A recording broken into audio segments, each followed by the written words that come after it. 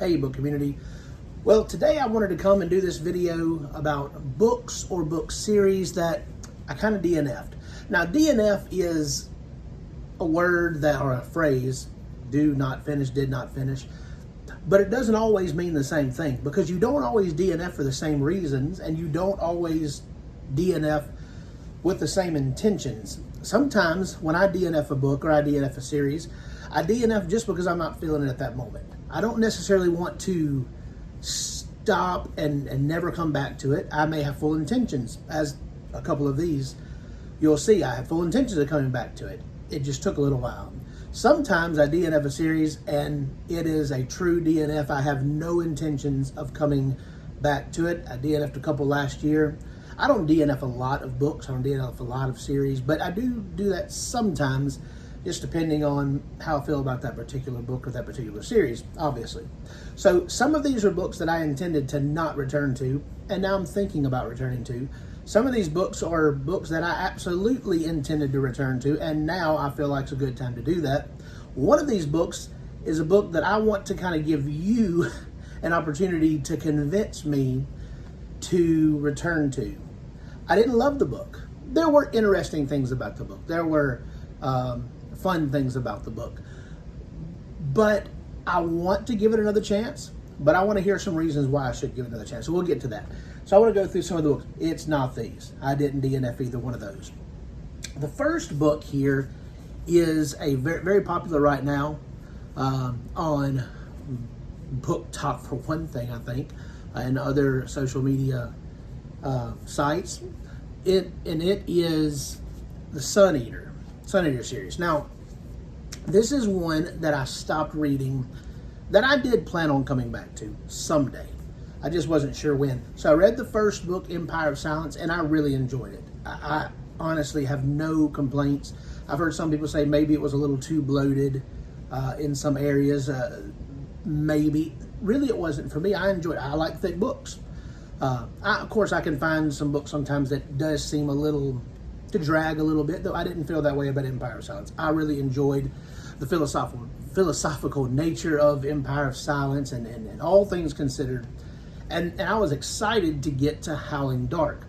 But when I started Howling Dark, I just didn't have the same feeling. I just didn't have the same, and that you could just chalk that up to mood reading, because sometimes I'm just not in the mood to read a certain book. But I just didn't feel like it, so I pressed on. And I pressed on for, I'm not even sure, probably almost 100 pages. I took my bookmark out at some point. Probably almost 100 pages, and I just couldn't get into the story. For one thing, there was a huge time jump, and you're introduced to a lot of characters that you don't know anything about. Some different characters from the first book, and so there's a different feel to the book. The main character feels different, and he is different because he's grown. He's experienced more things, but you don't necessarily get to see how he has grown or see him growing during that time. They just tell you that it's happened. Now, maybe, this is a thick book, maybe you go back and see flashbacks. That would help. Maybe that's what happens. But at the time, sometime last year, I don't even remember when it was, I just decided to put it down. But I feel like this year I'm going to pick it back up. I don't know exactly when. It's not going to be this month. Probably won't be next month. But you never know what happens, depending what happens to the mood reading side of you. But I definitely want to pick Howling Dark back up this year and continue on with the series, because I love hearing all the great things about the series. There was a lot of comparisons between this and Red Rising, and I saw some of those comparisons, though I still feel like this is vastly different than that. So, that is one book that I want to continue. This next book, this is a very popular book. This is a beloved book, a beloved series, but also everybody don't love it for certain reasons that you'll figure out here in a moment. Anyway, I read book one and I didn't love it. Now, I saw what there was there to love about it. It didn't miss for me as far as that goes. What missed for me was the overly dark nature. Now, sometimes a darker book works for me, sometimes it doesn't work for me. I love heroic fantasy. I love a fantasy where there's a savior who comes in and saves the day, and he's not morally gray, he's morally sound, he's morally righteous. I love that. And sometimes I have found books and series where they're not so morally righteous, and I've enjoyed those as well. You can relate in certain ways to them. So it's not really one way or the other. But this one, I felt like it didn't live up to the hype for me. And that book is, well, the book was A Game of Thrones from A Song of Ice and Fire. So I read it last year, and of course, a thick book, not the thickest of all the books. This one is a lot thicker than A Game of Thrones, but I spent time with it. I read it slowly. I went through it, and after it was over, I felt like, and this just sets up a wonderful, and I don't want to give too many spoilers here for someone who hasn't tried the series or the book, but it sets up a wonderful, heroic person, and then you know what happens there at the end. So I kind of stopped that book on a sour note, and I said, you know what, this ain't for me. I don't want this. I don't want to read this. I feel like there are other books that deserve my time more, other series that deserve my time more. Well, every time I'd pass by the shelf, I would see the series, and I thought, I need to put that series up for sale on Pango Books or something. I need to do something with it. And then I kept looking at the second book and kept looking at the second book. And finally I said, you know what, I'm going to open up the second book and just see what's going on. And I did here recently. And again, I got a little over 100 pages, and I'm into the story. I'm enjoying what's going on. It's not vastly different feel from the first book. There are things that I do not like.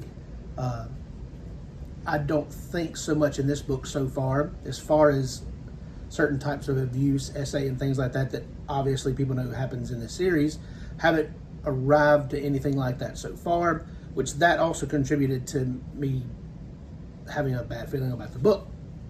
But I said, you know what, I'm gonna try to push on a little bit further and see what I think. And I did, and I have a little bit, and I'm gonna continue on for a little while. Now, I'm still not saying that I won't end up closing this book and not returning to it, because there are issues there. However, I'm going to continue to give it a try and see where it goes from here, and see if I can become, and I already know anytime someone talks about a Game of Thrones or George R.R. Martin, they say, well, I'm not reading it until the last book comes out. Well, or more books come out. It doesn't seem like they're coming out, so why not let people enjoy what is out? Anyway, so I'm going to continue on with that for a little while at least. This next book is another that I DNF'd. It's a trilogy. I read the first book, and there were issues, but I still mostly enjoyed it. And I actually was reading this with a group, I think a year ago right now. This month, a year ago, I was doing a buddy read with some other people in the book community. And then I read book 2, and there were a lot more issues of things that bothered me. And I talked to some people about it, and ultimately I decided to DNF halfway through the book, or about halfway through the book.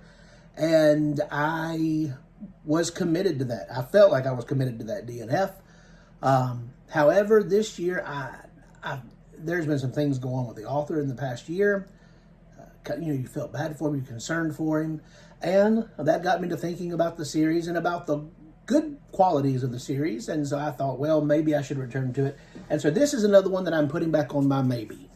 This is The Blackest Heart by Brian Lee Durfee. This is the 5 Warrior Angels trilogy. And again, an extremely thick book. And with this, I'm going to give it a try. I don't know when yet. Some point in the next coming months, I'm going to give it a try. In fact, once again, I didn't realize that my bookmark was out. I thought I still had the page marked where I left off, but you never know what happens to those bookmarks. Anyway, so I'm going to continue on and see what happens. Now, again, I am not above stopping it if things get to a place that makes me too uncomfortable. And of course, it's not necessarily the violence. I mean, these are fictional people. They're not really being hurt. But certain types of violence still bothers me more than others. And if I come across too much of that, it may be a problem. It may be too big of a problem, too big of a hill to climb for me. So, but a lot of people love it. In fact, it's probably a very underrated series. And of course, we all love Brian Lee Durfee here on BookTube, so I want to try to give this a try, return to it. There were a lot of great qualities about it, a lot of great things that I wanted, that I was enjoying, and I want to continue on with that. The next book that I want to talk about is, this is a self-published book, and I'm very careful about saying negative things about self-published books, because I love indie authors. I love their books. I want more of it. I want them to be successful. And so when I find something that doesn't necessarily work for me, I try to, this may not be fair, this may not be the best thing to do, but I try to keep most of it to myself. I may mention something in a very shallow way, or shallow might not be the right word, as non-offensive as I possibly can, and say something that it didn't work for me, and that I'll go on from there. Well, there was an author, a very kind author, and a very great person in this community who sent me an ARC last year, and I was excited to get their book, and I began to read it, and I just couldn't get into it. I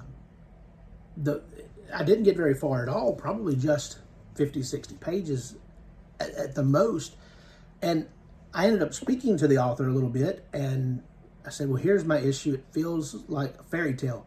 And they said, well, there's a reason it feels like a fairy tale, because it's kind of based off of a fairy tale, at least the beginning of it. And I got to thinking about that, and I can see that. But I did stop reading it for a little while. And I thought, I just need to come back to this when I have I'm in a different mind space. Well, I've read several. I've already picked it up. So it's Starlight Jewel by E.L. Lyons. This is the old cover. She has a new updated cover. I love this cover, but I also love the new cover as well. So I started reading this, and I said it had fairy tale vibes, but not only that, it also felt like it wanted to be a romantasy. And if there's any genre I don't like and I don't care for, it's romantasy. That's just me. Now, again, the author has said that this is not a romantasy, and I've read a little further now, and I agree with that.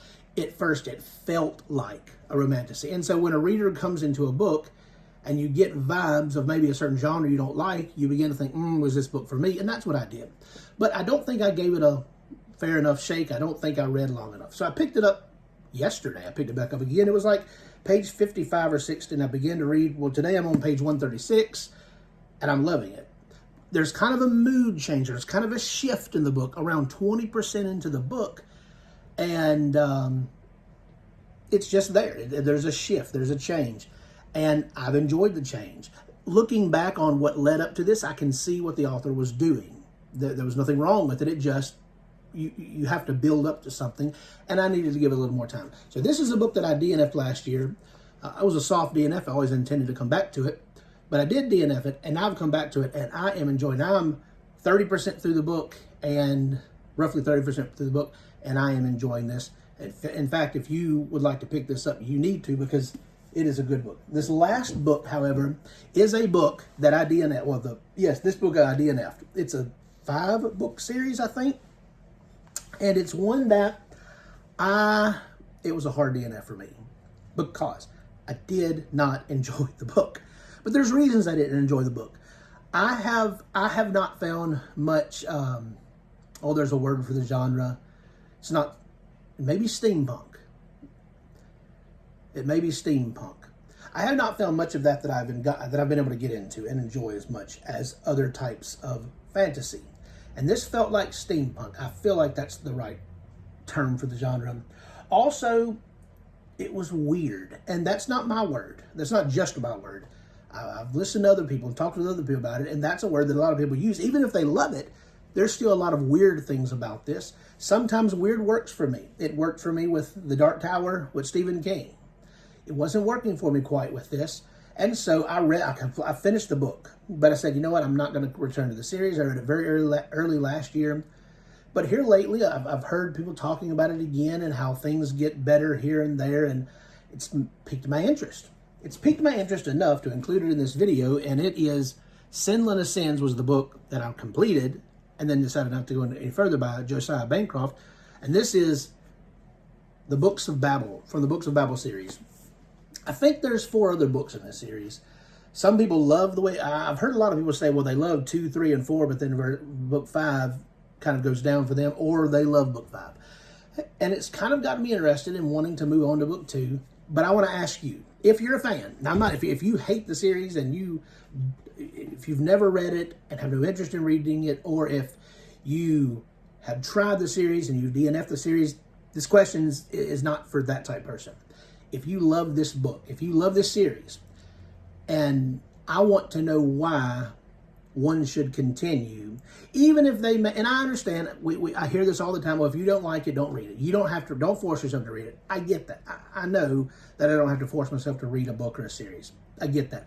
But I'm interested to know why you think I should continue the series. How does it get better? Character development, the plot, whatever. What is it that makes this so special that someone would need to continue on, even if they were iffy about the first book? That's my question for you. So these are the books that I had DNF'd and want to return to. Not necessarily the books that I DNF'd and don't want to return to, but these are the books that I've DNF'd and have some interest in returning to. What about you? Do you have any books that you have stopped, or series that you have stopped, paused, and want to come back to? Or what's your reasons for me to continue on with this particular series? Thank you. Thank you for watching the video, and go read books.